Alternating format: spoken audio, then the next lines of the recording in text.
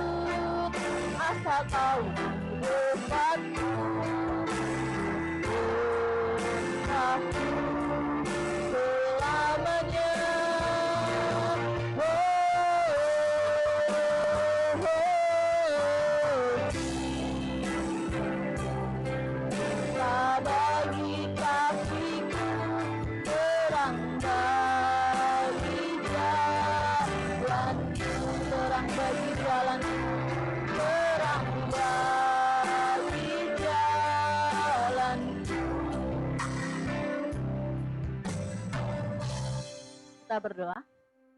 Bapa dalam surga, dalam nama Tuhan Yesus, terima kasih firman-Mu adalah pelita bagi kami dan terang bagi jalan-jalan kami. Waktu kami bimbang, waktu kami ragu, waktu kami bingung Tuhan, bahkan waktu kami diterpa masalah, Engkau yang menguatkan kami melalui firman-Mu. Dan sebentar lagi kami akan mendengarkan firman-Mu, berkati setiap kami, hamba-hamba-Mu yang melayani pada pagi hari ini. Tuhan berkati. Dalam nama Tuhan Yesus, biarlah firman-Mu penerang bagi jalan kami. Haleluya. Amin. Ya, apa kabar anak-anakku semuanya hari ini? Tentu luar biasa baik ya. Ya, kita akan membuka dalam Matius pasal yang ke-8. Matius pasal 8 ayat 1 sampai dengan ayat 4. Matius pasal 8 ayat 1 sampai dengan yang keempat ya.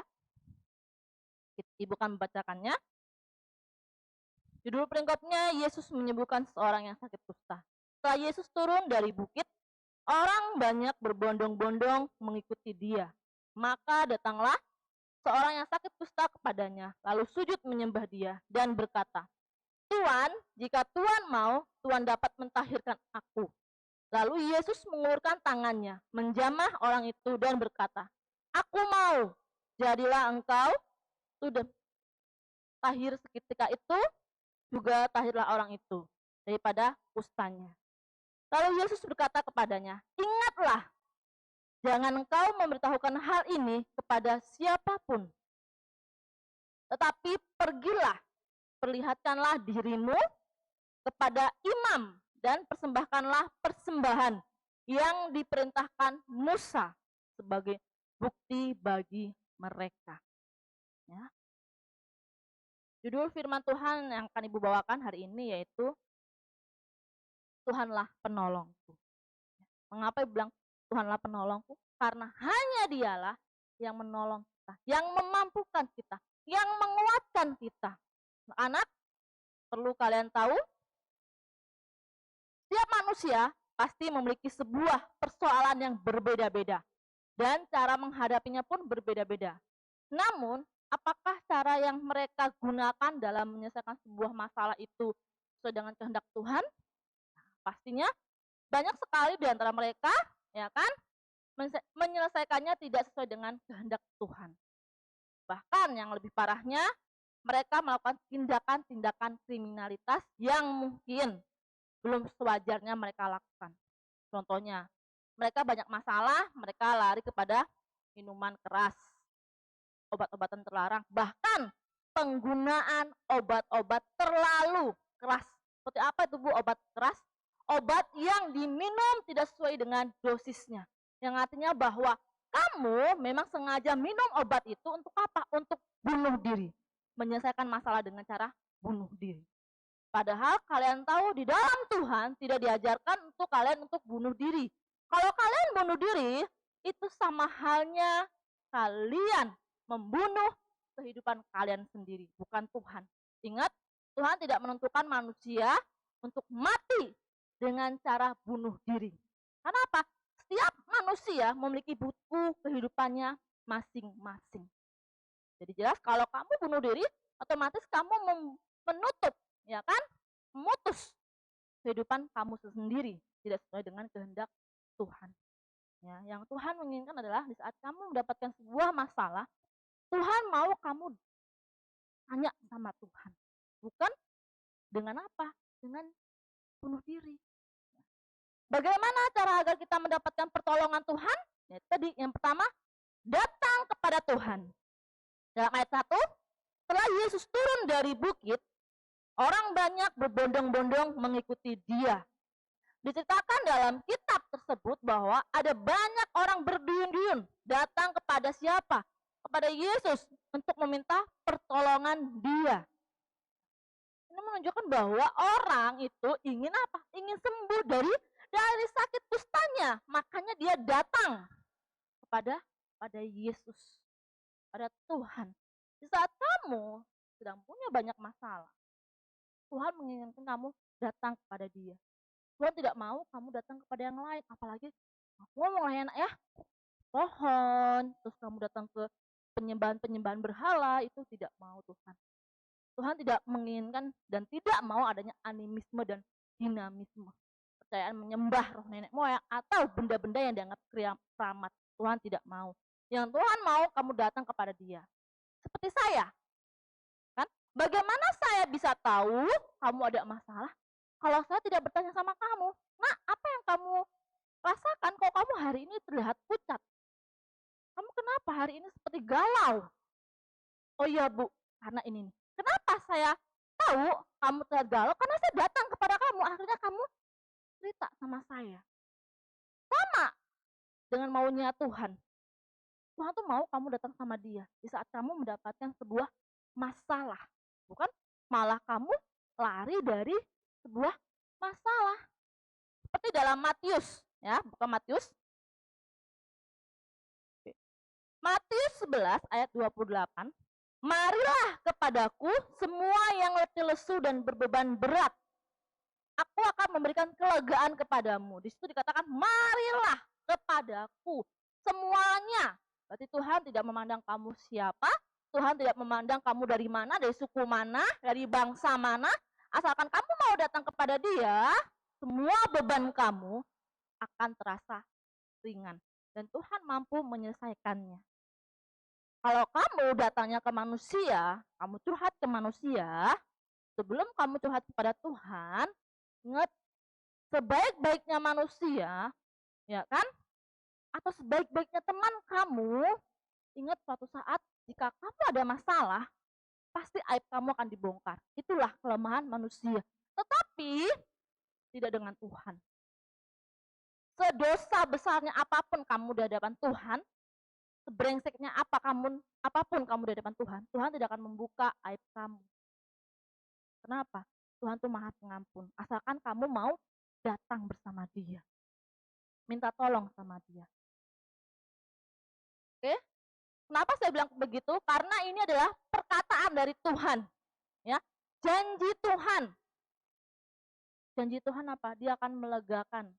Dia akan mengangkat setiap beban masalah kamu. Yang kedua, menyembah kepada Dia. Ayat yang kedua dikatakan bahwa maka datanglah seorang yang sakit kusta kepadanya lalu sujud menyembah Dia dan berkata, Tuhan, jika Tuhan mau, Tuhan dapat mentahirkan aku. Ingat di situ ada kata lalu sujud menyembah Dia.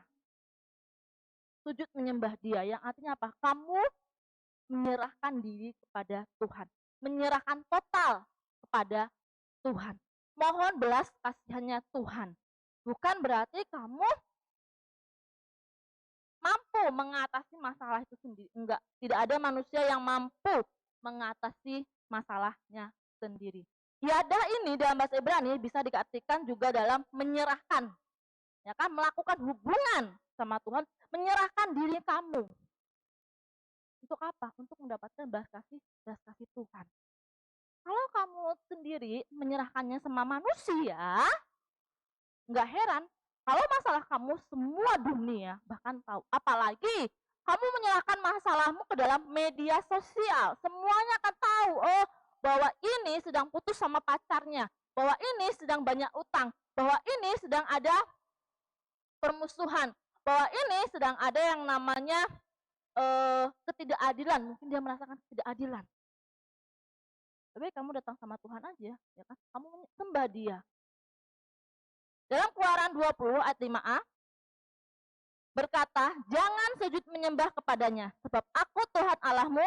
Ini merupakan bentuk 10 perintah Tuhan yang harus kita lakukan. Dalam Keluaran 20 ayat 5a dikatakan, jangan sujud menyembah kepadanya. Kepadanya siapa? Selain Allah. Selain Yesus. Kamu sembah Dia, kamu katakan bahwa Yesus, Tuhan, ini aku datang untuk menyembah Engkau. Mohon ampun atas segala sikap yang tidak berkenan. Aku serahkan masalahku dalam tangan-Mu, Tuhan. Itu yang Tuhan mau. Yang ketiga. Yang ketiga apa? Yang ketiga memiliki sikap rendah hati. Ayat yang keempat dikatakan bahwa lalu Yesus berkata kepadanya, ingatlah, jangan engkau memberitahukan hal ini kepada siapapun, tetapi pergilah, perlihatkanlah dirimu kepada imam, dan persembahkanlah persembahan yang diperintahkan Musa sebagai bukti bagi mereka. Kesombongan merupakan hal yang paling Tuhan benci, sebab kesombongan adalah awal dari kehancuran. Perhatikan orang-orang sombong, kecil. Pasti dia sendiri akan jatuh dengan kesombongannya.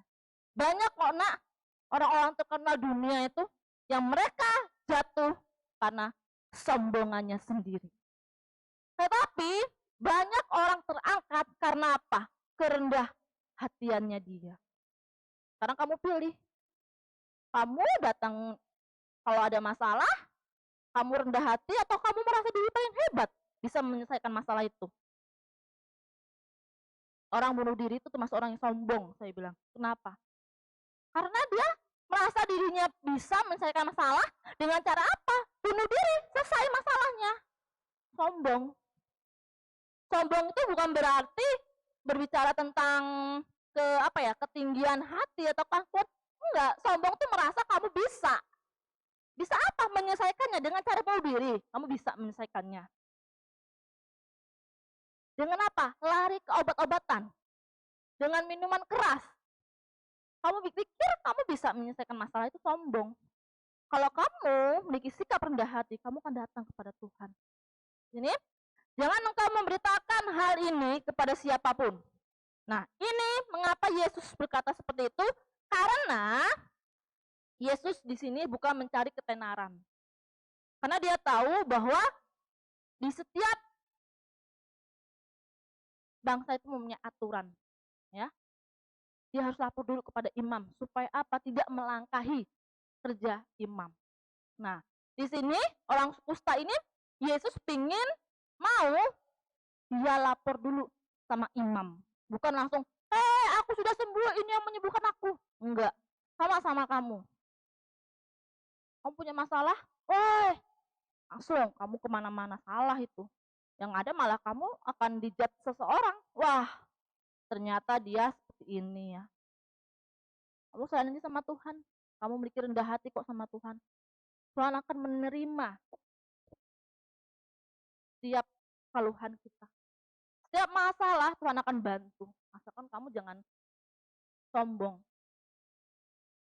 Sekuat apapun kamu, sehebat apapun kamu, sepintar apapun kamu, kalau kamu punya yang namanya kesombongan, kamu akan jatuh sendiri dan sulit untuk bangkit.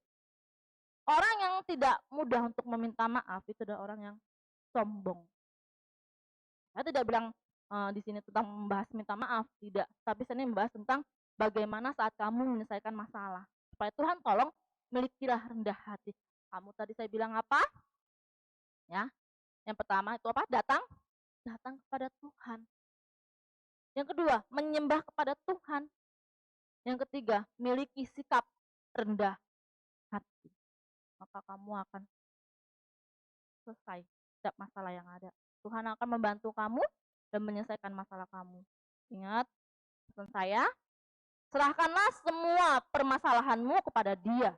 Karena hanya Tuhan Yesuslah yang mampu menyelesaikannya. Dan janganlah kamu mengandalkan manusia, sebab manusia bisa mengecewakanmu. Ingat, hanya Tuhan Yesus adalah penolong sejati kamu. Pergilah kepada Tuhan, selesaikanlah masalahmu dengan baik sama Tuhan. Yang penting kamu mau datang aja sama Tuhan. Ya, demikian firman Tuhan pada hari ini. Kita akan berdoa. Bapa dalam surga, dalam nama Tuhan Yesus, terima kasih buat hari ini di mana Tuhan masih memperbolehkan kami mendengarkan firman-Mu. Ajar kami untuk menyerahkan masalah kami kepadamu dan lepaskanlah kami dari setiap masalah-masalah yang begitu berat bagi kami, Tuhan. Kami tahu Engkaulah penolong kami. Ajar kami untuk berseru, datang, menyembah, dan memiliki sikap rendah hati. Terima kasih ya Bapa. Dalam nama Tuhan Yesus, kami serahkan permasalahan kami. Kami lepaskan itu semuanya dan kami yakin Tuhan yang akan mengangkatnya. Haleluya. Amin.